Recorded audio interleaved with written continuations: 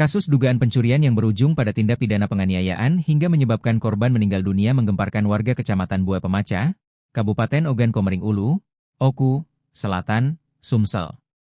Korban diketahui bernama Sri Hodijah, 47, seorang guru sekolah dasar berstatus pegawai pemerintah dengan perjanjian kerja, PPPK, yang tinggal di Kompleks Perumahan SMP Negeri 4 Buah Pemaca, Desa Danau Jaya. Peristiwa tragis tersebut terjadi pada Selasa, 9 Juni 2026, sekitar pukul 9 waktu Indonesia Barat. Saat itu, korban baru pulang ke rumah dan mendapati seorang pelajar perempuan berinisial YS, 16, yang masih berstatus siswi kelas 1 SMP, berada di dalam rumahnya.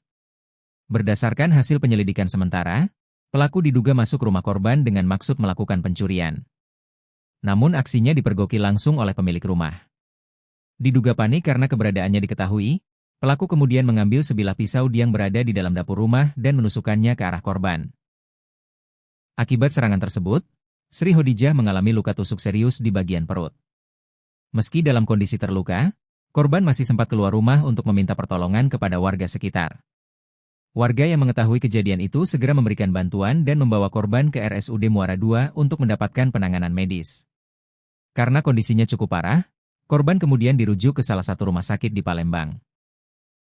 Namun setelah menjalani perawatan selama 2 hari, korban akhirnya meninggal dunia akibat luka yang dideritanya. Kapolsek Buah Pemaca, Ibda Redi Saputra, membenarkan adanya peristiwa tersebut. Menurutnya, identitas pelaku telah diketahui dan saat ini masih dalam pengejaran aparat kepolisian. Peristiwa terjadi saat korban pulang ke rumah dan mendapati pelaku berada di dalam rumahnya. Diduga karena panik aksinya diketahui, pelaku kemudian melakukan penusukan terhadap korban, ujar Redi Saputra, Minggu, 14 Juni 2026. Ia menjelaskan, korban sempat menjalani perawatan di Muara II sebelum dirujuk ke Palembang.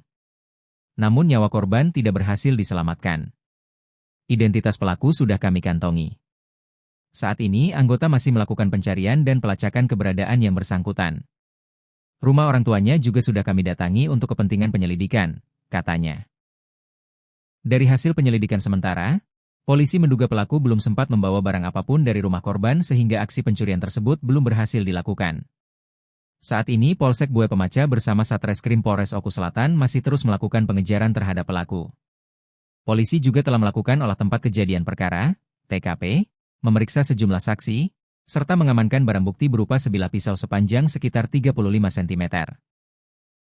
Kasus tersebut tercatat dalam laporan polisi nomor LP B10E6 2026 SPK, Sek Buah Pemaca Fresh Okus Polda Sumsel tertanggal 9 Juni 2026.